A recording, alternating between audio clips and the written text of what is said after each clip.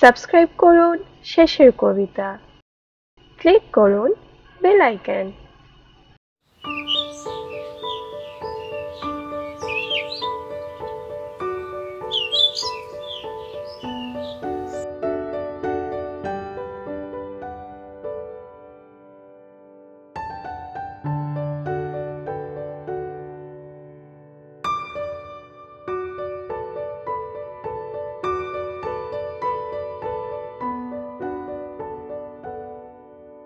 মা, কি হয়েছে তোমার?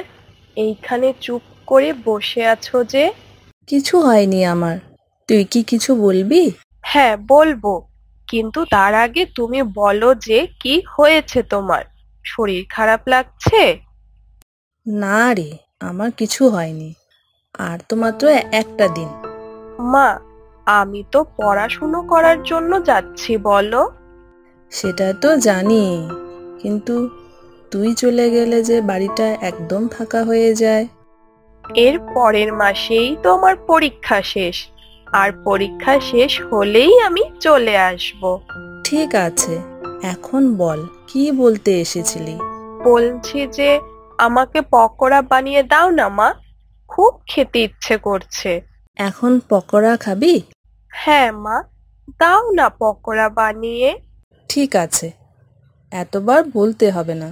তুই বস, আমি পকোড়া বানিয়ে আনছি। না, চলো, আমিও যাব তোমার সাথে রান্নাঘরে। ঠিক আছে, চল।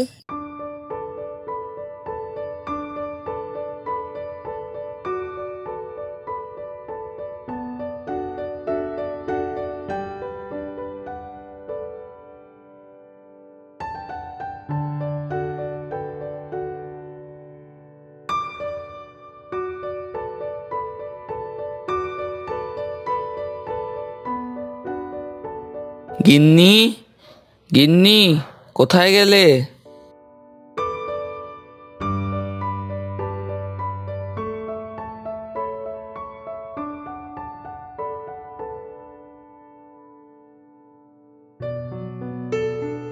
কি হলো, এইভাবে ডাকাডাকি করছো? গিন্নি, এই দেখো ইলিশ মাছ এনেছি। মিঠি তো খেতে ভালোবাসে, নাও রান্না করে নাও। হ্যাঁ, দাও।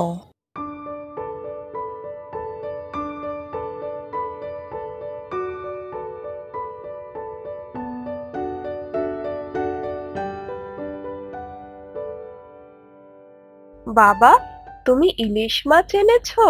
হ্যাঁ রে মা, তুই তো খেতে ভালোবাসিস। মা চলো, রান্নাঘরে আমিও যাচ্ছি তোমার সাথে। হ্যাঁ, চল।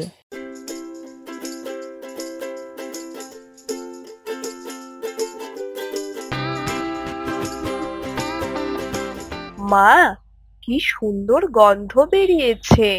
এই তো, রান্না প্রায় হয়েই এলো।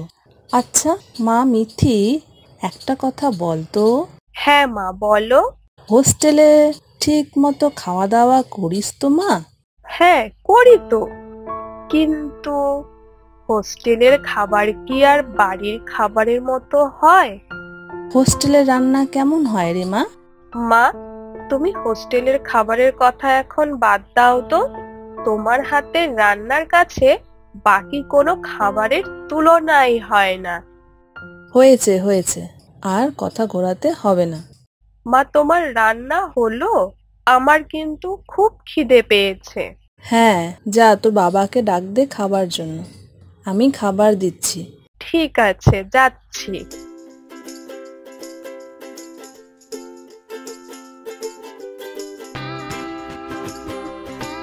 মা, ইলিশ মাছটা খেতে দারুণ হয়েছে।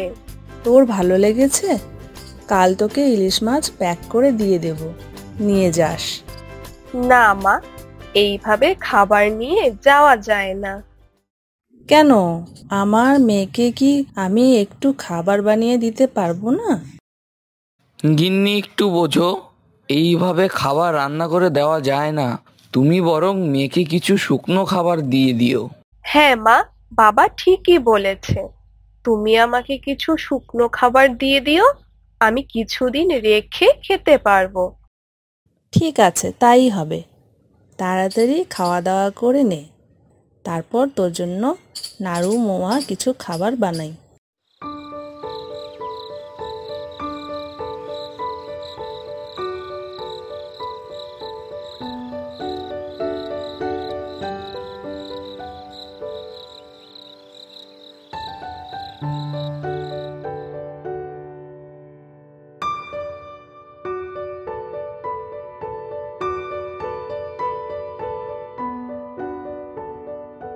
মিথি, তোর ব্যাগ গোছানো হয়ে গেছে?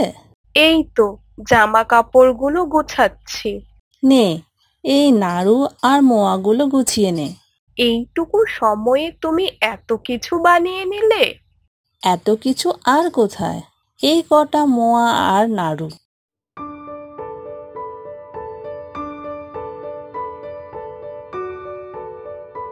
মিতি, এই নে মা, এইগুলো ব্যাগে গুছিয়ে নে।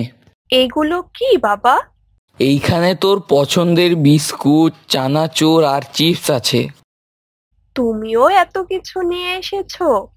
এত কথা না বলে গুছিয়ে নে। সবসময় কি হোস্টেল থেকে বেরিয়ে গিয়ে আনতে পারবি? খিদে পেলে খেয়ে নিবি।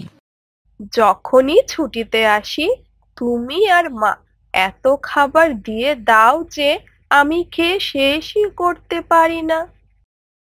তুই একা আর খাস কোথায়? তোর সাথে রুমে যারা থাকে তাদেরকেও তো দিতে হয় নাকি? সে তো দিতেই হয়, ওরাও বাড়ি থেকে যা নিয়ে আসে আমাকে দেয়, আমরা সবাই মিলেই খাওয়া দাওয়া করি। তার জন্যই তো একটু বেশি করে দিয়ে দিই। আচ্ছা মা, আজ বেশি দেরি করিস না, তাড়াতাড়ি ব্যাগ গুছিয়ে রাতের খাবার খেয়ে ঘুমিয়ে পড়বি। কাল সকালেই গাড়ি। ঠিক আছে বাবা।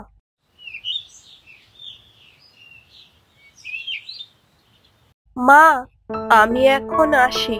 হ্যাঁ রে মা, বলছি যে আর কটা দিন থেকে গেলে। না মা, পুজোর ছুটি তো শেষ, আর কলেজও খুলে গেছে, এখন যে যেতেই হবে। আহ গিন্নি, যাবার সময় এখন আর এসব কথা বলো না, মেয়েটার আরো মন খারাপ হবে। ঠিক আছে, আর বলবো না। সাবধানে যাস মা, আর পৌঁছে গিয়ে খবর দিস। হ্যাঁ মা, তুমি একদম চিন্তা করো না, আর একদম মন খারাপ করবে না কিন্তু। ঠিক আছে। চল মা, নয়তো দেরি হয়ে যাবে। হ্যাঁ বাবা, চলো।